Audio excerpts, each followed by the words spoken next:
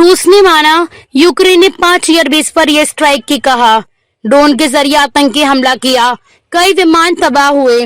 रूसी रक्षा मंत्रालय ने रविवार को पुष्टि की कि यूक्रेन द्वारा किए गए ड्रोन हमलों में देश भर के 5 सैन्य एयरबेस को निशाना बनाया गया, जिससे कई विमानों को नुकसान पहुंचा है।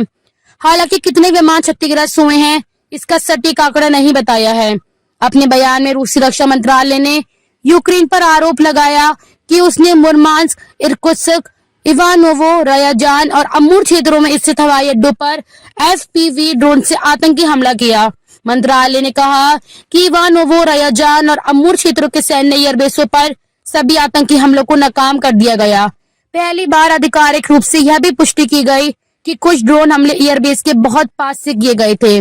रूसी अधिकारियों के मुताबिक मुर्मांस्क क्षेत्र के ओलेनोगोसर्ग एयरबेस और इर्कुत्स्क के स्त्रेदनी एयरबेस को ट्रेलर ट्रकों की मदद से पास के इलाकों से ड्रोन लॉन्च करके निशाना बनाया गया।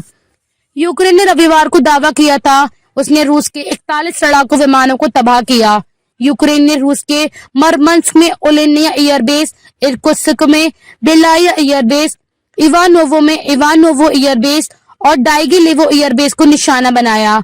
रूस का बेलाया एयरबेस यूक्रेनी सीमा से 4000 किलोमीटर से भी ज्यादा दूर है। यह रूस के साइबेरिया इलाके में स्थित है। रिपोर्ट के मुताबिक यूक्रेन की सुरक्षा एजेंसी ने इस पर हमले को अंजाम दिया, जिसमें FPV ड्रोन्स का इस्तेमाल किया गया। इसमें A-50, Tu-95 और Tu-22 जैसे स्ट्रेटेजिक बॉम्बर्स को निशाना बनाया गया। SBU की एक अधिकारी ने कहा कि यह हमला उन्होंने खुद के बचाव में किया है, क्योंकि ये रूसी विमान अक्सर यूक्रेनी शहरों पर बम गिराते हैं। रूस ने इस हमले की पुष्टि की है।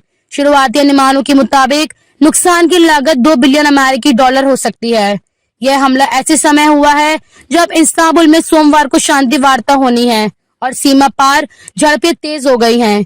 यूक्रेन की सुरक्षा सेवा ने कहा कि उनके ड्रोन रूस के अंदर बहुत दूर तक गए और Tu-95, Tu-22 जैसे बड़े बम वर्षक विमानों और A-50 जैसे महंगी जासूसी विमानों को नुकसान पहुंचाया।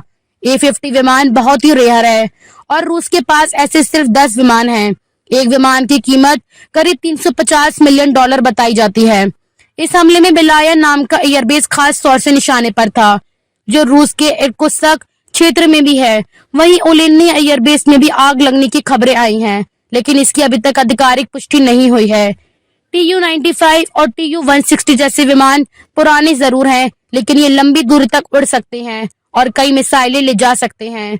ये रूस की वायुसेना के सबसे ताकतवर हथियारों में गिने जाते हैं। इन्हें गिराना यूक्रेन के लिए बड़ी उपलब्धि मानी जा रही है। यूक्रेनी एजेंसी ने कहा कि उन्होंने यह हमला इसलिए किया ताकि रूस की बमबारी रुक सके, क्योंकि लगभग हर रात रूसी विमान यूक्रेनी शहरों पर हमला करते हैं। उन्हें उम्मीद है कि इस हमले से रूस को काफी नुकसान पहुंचा है। यूक्रेन ने यह भी कहा कि उसके ड्रोन मिशन आगे भी जारी रहेंगे।